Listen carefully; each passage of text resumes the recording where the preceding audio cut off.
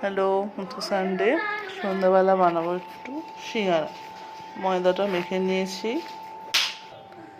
তরকারিটা বানাবো। আলুটা সেদ্ধ করে নিয়েছি, এখানে ভাজা মশলাটা রেডি করছি, দেখা হচ্ছে। তো যেই আলুগুলো সেদ্ধ করে রেখেছিলাম সেই আলুটাকে 5 ফোড়ন প্রথমে দিয়ে এই যে গুঁড়ো মশলাটা করে রেখেছি, ভাজা মশলাটা প্রথমে কড়াইয়ে তেল দিয়ে 5 ফোড়ন দিয়ে আলুগুলো দিয়ে আদা বাটা দিয়েছি, দিয়ে নর্মাল নুন, হলুদ, জিরে গুঁড়ো, লঙ্কার গুঁড়ো দিয়ে আলুটাকে একটু তেল না ছাড়া অবধি শুকনো করে কষাবো। এখানে আমি মটরশুঁটি সেদ্ধ করে রেখেছি, মটরশুঁটিগুলো দিয়ে দেবো।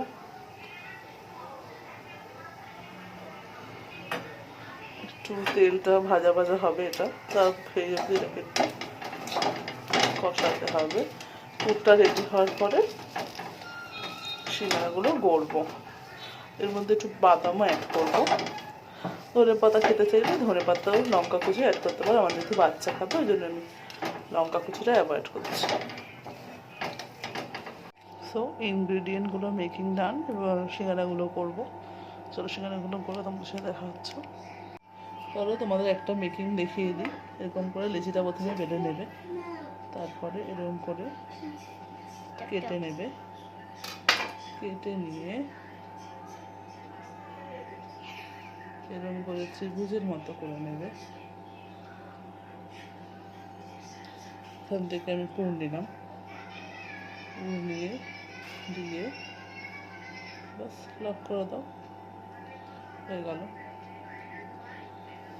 দেখো আমি 3টে বানিয়েছি, বানিয়ে এখানে রেখে দিয়েছি। এবার আস্তে আস্তে আমি সব কটা করে নেবো, ভাজার পরে তোমাদের দেখাচ্ছি। দেখো আমাদের গরম গরম সিঙ্গারা রেডি। এই হয়েছে সিঙ্গারা, আমাদের ফাইনালি রেডি হয়ে গেছে সিঙ্গারা। কেমন হয়েছে বলো? কে বানিয়েছে? কেমন হয়েছে? এটা কি? এটা কি? সিঙ্গারা? ভালো খাও, তোমার পছন্দ মতো সবজি দিয়ে বানিয়ে দিয়েছি। টাটা।